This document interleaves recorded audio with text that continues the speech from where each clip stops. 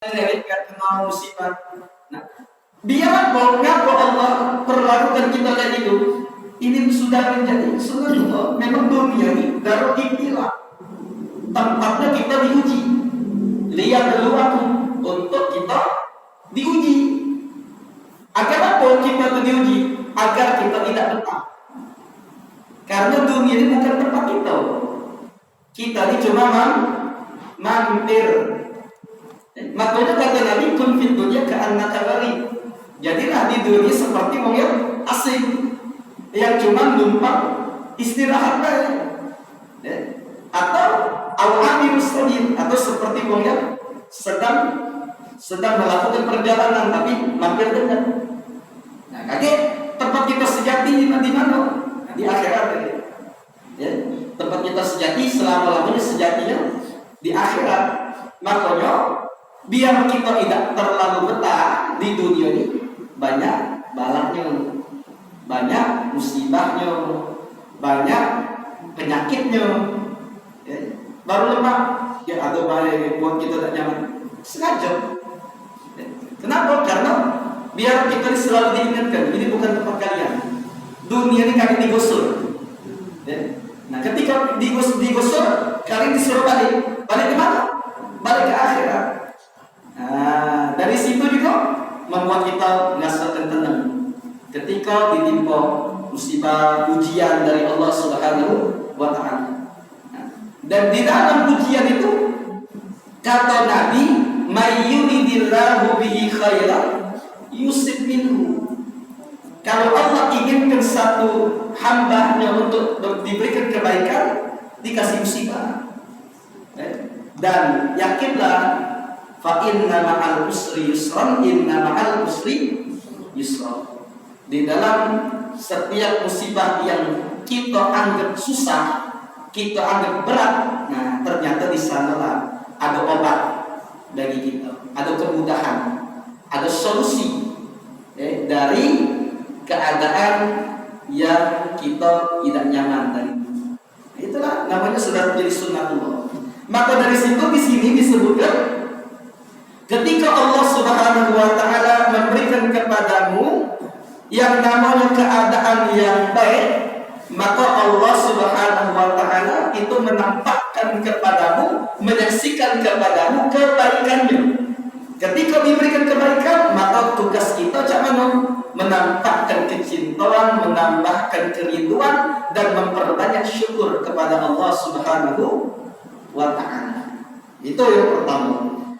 Yang kedua, ketika mana'ahum al-qabadahum, ketika Allah memberikan kita keadaan yang tidak membuat kita nyaman, yang membuat kita itu pusing, maka asyhadahum qahrahu wa kibriya'an. Allah itu nampakkan kepada kita sifat maha memaksa dan sifat sombong dan kebesarannya.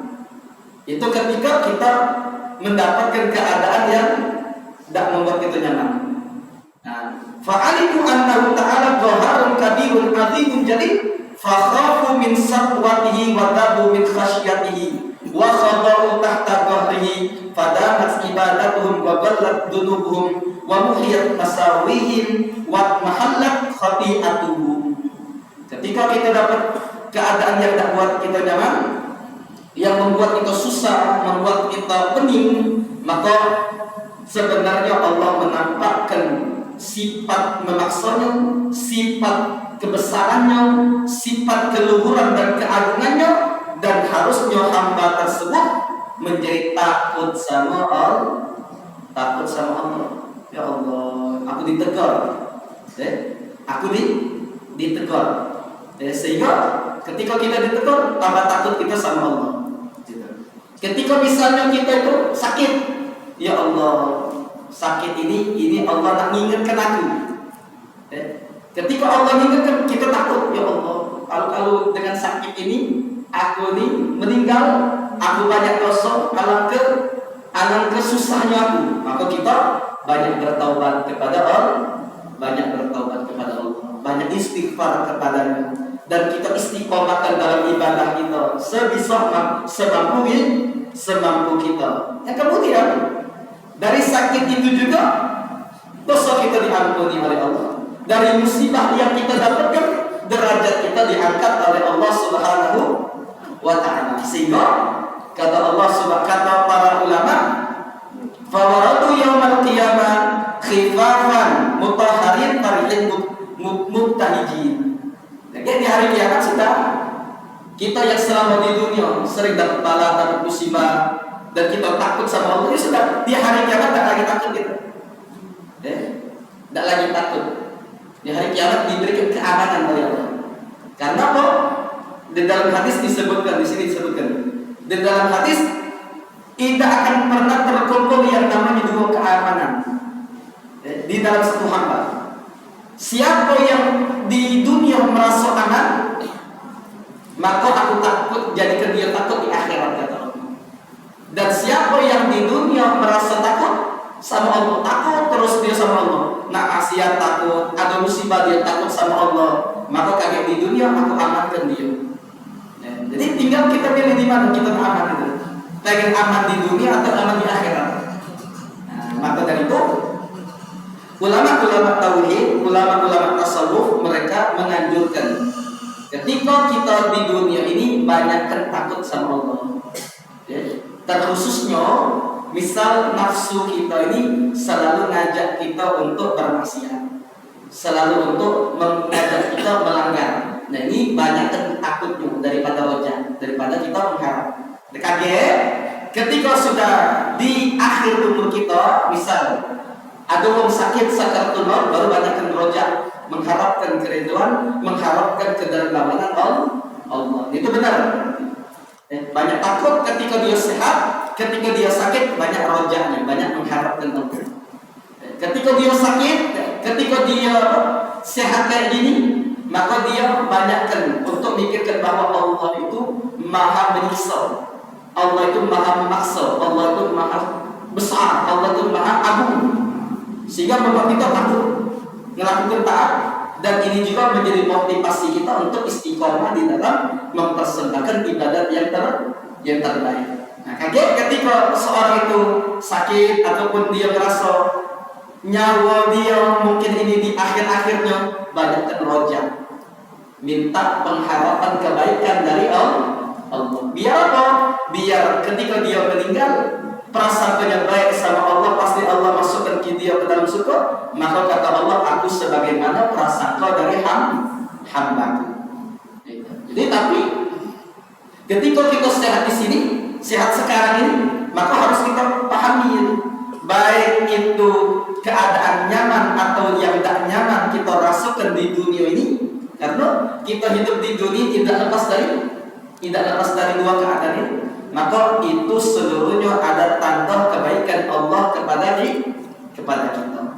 Maka dari sini juga pengarang syarah daripada kitab Al-Hikam ini nasihati kita. Fala tattahim rabbaka ayyuhal abdu fil man'i wala fil ata. Maka dari itu jangan kita tuduh Allah. Jangan sekali-kali kita menuduh Allah. Sekarang ini banyak orang yang menuduh Allah. Kapan dia menuduh Allah? Menuduh Allah dalam keadaan musibah. Ya Allah, angka ini, ya Allah, angka ini, ya Allah, angka ini.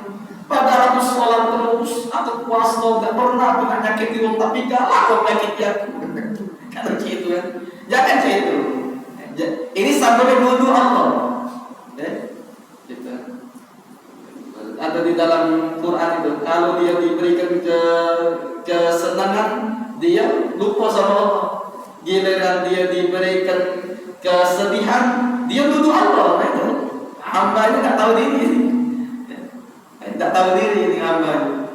Maka dari itu, baik di dalam keadaan kita nyaman, fil man'i, atau di dalam keadaan kita nyaman, fil ata, ketika kita diberi atau ketika kita dihalangi, maka jangan sampai kita menuduh Allah. Fa innahu man ta'ataka asyhadaka bi rahmatahu wa karamah.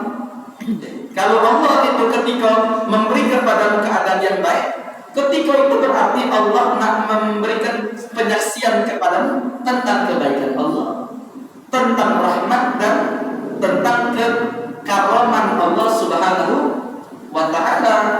Fa'arafta bidzalika annahu barrun karimun raufun rahim. Maka dengan sebab itu engkau akan tahu bahwa Allah itu Maha baik, Allah Maha penyayang, Allah itu Maha dermawan, Allah itu Maha lembut dengan hamba-Nya. Fatata'allaqa bikaramihi wa judi duna ghairi. Maka harusnya membuat kalian ketika diberikan nikmat selalu mengikatkan diri kepada Allah Subhanahu wa ta'ala dengan kebaikan Allah. Maka begitu juga wa tatahara, engkau lepaskan diri kalian dari perbudakan toma, dari sifat toma, sifat yang namanya sumpah, sifat yang namanya takut, kemiskinan. Kenapa? Karena kalian punya Tuhan yang Maha baik. Itu ketika kita diberikan yang namanya kebaikan dari Allah Subhanahu wa ta'ala. Dan ketika kita diberikan kebaikan juga seharusnya membuat kita selalu ingat kepada Allah dan punya sifat sama dengan sifat Allah. Kita kan ketika diberikan kenikmatan berarti Allah itu baiknya dengan kita. Dan cak mana ketika Allah baik dengan kita, kita juga baik dengan orang lain. Allah sayang dengan kita dengan memberikan kebaikan. Cak mana sifat sayangnya Allah kita juga miliki. Kita dengan menyayangi orang lain. Itu tujuan kenapa Allah memberikan kita. Bukan malah ketika kita diberikan kebaikan oleh Allah, kita malah jadi jabarin, jadi wong yang zalim dengan wong lain, atau menjadi wong yang lupa dengan daratan. Itu naudzubillah. Ini kadang-kadang nikmat-nikmat yang ada pada dirinya diambil oleh Allah. Walakin kafartum inna adabi lasyadid. Jadi harusnya ketika kita diberikan kebaikan oleh Allah, maka kita sadar bahwa ini adalah dari kebaikan Allah untuk aku berbuat baik kepada hamba. Itu simple. Dan begitu juga sebaliknya. Ketika Allah itu memberikan kepada kita keadaan yang tak buat kita jangan, Allah berarti menyaksikan kepada kita sifat memaksa, sifat keagungan. Dan ketika kita tahu Allah itu Maha Agung, Allah itu Maha memaksa, maka harusnya semakin besar takutnya kita kepada Allah. Dan di dalam diri kita tanamkan yang namanya haibah, yang namanya wibawa Allah. Nah, semakin kita takut. Maka dari situ kita ngerasakan kita di wong yang paling hina, kita nih ngerasa wong yang paling kecil, kita ngerasa wong yang paling banyak dosa. Mungkin bisa jadi terjadinya bala bencana musibah karena aku nih banyak dosa. Jadi dengan aku ngerasa banyak dosa, aku taubat kemudian memperbaiki diri. Harusnya cak ini kalau paham.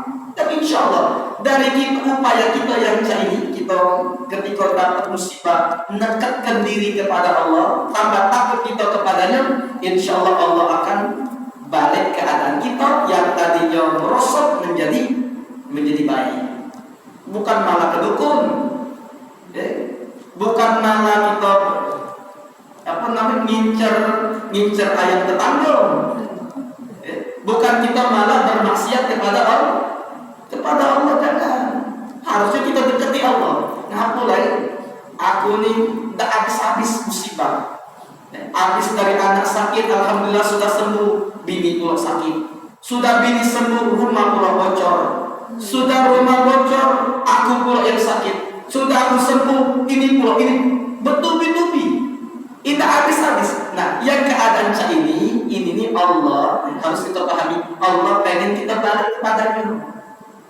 Allah pengen transfer pemahaman kita ini adalah hamba yang butuh dengan Dia.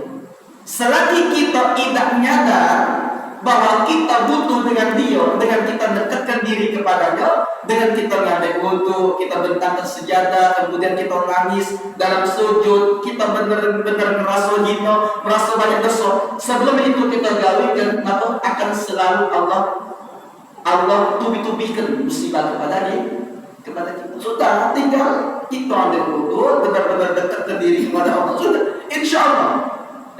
Sebesar apapun musibah, ketika kita balikkan kepada Allah, dekatkan diri kepadanya, kata Allah, aku yang ngurusin musibah kamu. Aku yang akan menyelesaikan. Wa may yattaqillah yaj'al lahu makhraja. Siapa yang bertakwa sama Allah, sudah aman dia. Kenapa? Karena Allah yang menanggung. Allah yang menjadi penghilang yang namanya musibah-musibah, memberikan solusi-solusi kepada problematika kehidupan kita. Ya sudah, bismillah. Nah itu. Tapi kalau sebelum kita nak dekatkan diri, kadang-kadang susah, lama. Makanya Allah katakan wasta'inu bis-sabri was-shalah. Mintalah pertolongan kepada Allah dengan yang namanya salat, dengan sabar dan salat. Nah ini yang harus kita pahami. Dan begitu juga yang terjadi di zaman sekarang ini. Banyak saudara-saudara kita yang sekarang ini terzalimi. Tanda kelahiran mereka dirampas oleh orang kafir. Kawan-kawan kita yang ada di Palestina sedang berjuang luar biasa. Musibah terbesar untuk zaman sekarang ini. Nah, cara sikap kita? Sikap kita tidak lepas dari sini. Ini nih adalah musibah yang Allah berikan, yang harusnya kita nyadar bahwa Allah itu adalah Maha Agung. Allah itu Maha Pengaksar. Dan dari musibah ini Allah menampakkan yang namanya kekuasaan Dia. Bisa kata Allah, aku dengan kata kun fayakun, mati kalau Zionis Israel itu mati kalau ngapa kecil aja. Cuma apa sekedar misalnya zaman dulu kaum Nabi Lut itu lebih besar dari sini, nabinya dari kolanya, malaikat datang nak dilanja kan, malaikat datang, nak digawe gitu, tahu gawe gitu, nak dihombo gitu, ya, dalam Quran kan, jadi ada dua malaikat datang ke Nabi Lut, bingung, oh ada barang bagus, di mana? Di rumahku lagi bertamu dengan laki aku. Siapa laki? Nabi Lut. Bininya dia. Dijuk peringatan oleh Allah. Tak kalah sudah keluarlah dulu. Urusan aku. Keluar Nabi Lut dengan ngomong yang beriman dengan dia. Tak bininya melok. Faja'alna 'aliha safilaha. Yang bawah jadi pucuk, yang pucuk jadi bawah. Dibalik oleh malaikat Jibril. Kau katanya tentang kau, nah kembali ke jauh. Dan kita cuma dibalik, kalau dibalik ke balik sudah habis kalau. Saking gerutnya mungkin wa amtarna alaihim hijaratan min sijilin mandur. Kami hujankan dengan batu yang berasal dari neraka sijil. Mati kalau bisa baik. Sekarang ini Allah perlakukan kepada orang-orang Israel itu bisa baik. Tapi ngapa dibiarkan Allah? Banyak yang dibunuh. Nah, biar menunjuk yang namanya pemahaman kepada kita umat Islam yang baik tempat yang dekat ataupun juga jauh. Kita ini berarti sedang ditegur. Dan kita juga harusnya paham bahwa apa yang terjadi di sana bisa jadi karena perbuatan kita. Yang banyak tinggalkan sholat, yang banyak tinggalkan kewajiban, yang banyak melakukan dosa. Tinggal zaman kata Imam Ali, ma nazalal bala illa bidzambin wa ma rufi'a illa bitawbah. Tidak turun bala kecuali dengan dosa dan tidaklah diangkat kecuali dengan taubat. Nah, itu sudah. Kita kalau bisa mau dunia, taubat kalau paham kalau oh ini adalah teguran dari Allah untuk kita semakin dekat dengan Dia, untuk kita bertaubat, itu sudah selesai. Allah yang akan ngatur yang ada di sana. Tapi selagi ada orang yang buat dosa, banyak yang meninggalkan sholat, wajar, susah, agak susah untuk mendapatkan pertolongan Allah. Maka dari itu minimal kita memulai dari keluarga, dari bahkan dari diri kita. Bahwa kita ambil dari para pemahaman guru kita, baik disebutkan oleh Allah dalam Quran ataupun yang terjadi saat di zaman dulu waktu Nabi perang Uhud. Nabi Muhammad meletakkan kelompok